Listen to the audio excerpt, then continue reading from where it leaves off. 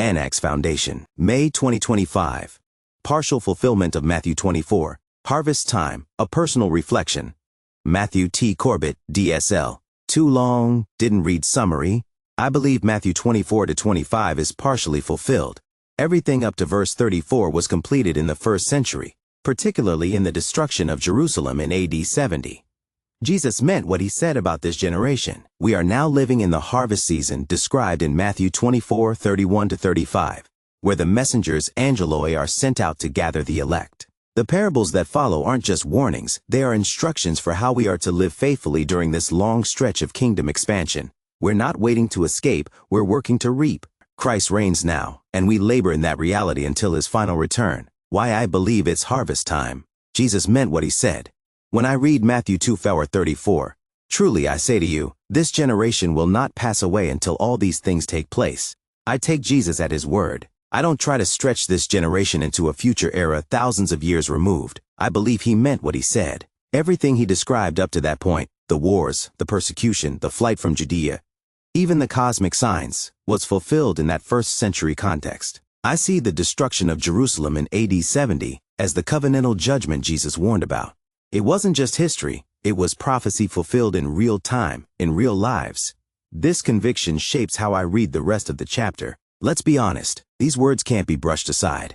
Jesus said them plainly, and the people listening to him understood exactly what he meant. This generation wasn't some vague future group, it was the very people standing in front of him. They would have understood Jesus the same way I do today, that his prophecy in Matthew 24 was fulfilled within their own generation. But that naturally raises the question I continue to wrestle with. What exactly was fulfilled in that 1st century context, and what parts of the passage remain pointing forward to a future consummation? From judgment to calling. As I move past verse 34 into the rest of chapter 24 and into 25, I feel the weight of transition. Jesus shifts from prophesying judgment to instructing his disciples, me included, about how to live in light of his enthronement. The parables of the thief in the night, the 10 virgins, the talents, and the sheep and goats, they aren't abstract allegories to me, they're marching orders. I hear him saying, stay awake, be faithful, steward well, care for the least of these. This isn't a warning about a future escape hatch, it's a summons to faithful dominion right now. Isaiah 13:10 and Ezekiel 32:7, along with Daniel 7 and Revelation 2, all appear to echo or parallel the imagery found in Matthew 24:30 to 31. These Old Testament and apocalyptic references help frame Jesus' prophecy in covenantal and symbolic language familiar to his original audience. Rather than reading the celestial signs as purely future or hyperliteral, these texts point us toward a pattern of divine judgment and the enthronement of the Son of Man, consistent with 1st century fulfillment themes. Scripture references: Isaiah 13:10, for the stars of the heavens and their constellations will not give their light. The sun will be dark at its rising, and the moon will not shed its light. This is apocalyptic literature. Vivid imagery and hyperbolic or symbolic. Ezekiel 32:7. When I blot you out, I will cover the heavens and make their stars dark. I will cover the sun with a cloud, and the moon shall not give its light. Same as above. Daniel 7:13 to 14. I saw in the night visions, and behold, with the clouds of heaven there came one like a son of man, and to him was given dominion and glory and a kingdom. This passage refers to Jesus at his ascension. In Matthew 26:64, Jesus says to the high priest, you have said so. But I tell you, from now on you will see the Son of Man seated at the right hand of power and coming on the clouds of heaven.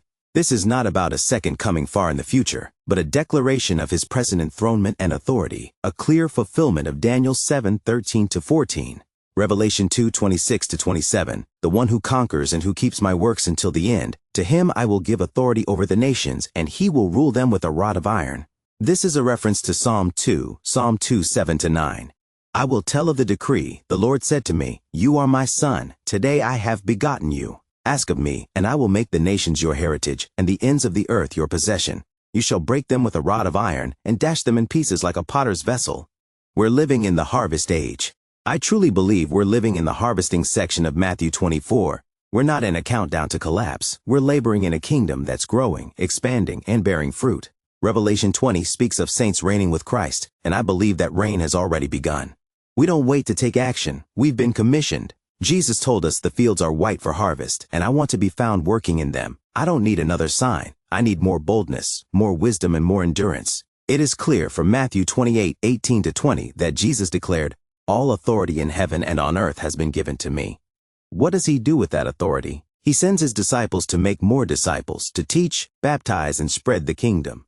The Greek word used here is angelos agamagama lam dalmicrons, which means messenger or envoy, which, while often translated as angel in English, its broader usage includes human messengers, especially those sent with divine commissioning. In this case, the disciples become his sent ones, his angeloi, bearing the good news of the reigning king to every nation under heaven. This changes everything. So when people ask why I believe Matthew 24-25 is partially fulfilled, I point to Jesus' words, to the history that confirms it, and to the church that continues to advance. I believe we're currently living in the stretch of Matthew 24:31-35, the part where the angel's messengers are sent out to gather the elect, and where Jesus affirms that all these things would happen within that generation. The judgment has already come, the temple has fallen, and the sign of the Son of Man has appeared. What we're in now is the harvest, and this is exactly what the parables in Matthew 25 are all about. They're not merely cautionary tales for some distant end. They're instructions for us today. The parable of the 10 virgins urges me to keep my lamp full, to stay steady and ready, even if the bridegroom delays. These aren't just good morals, they're marching orders for life under a reigning king. I believe the Lord of the harvest is calling me and us to go. We labor, not as escape artists, but as kingdom reapers, faithful in the field until the final trumpet sounds.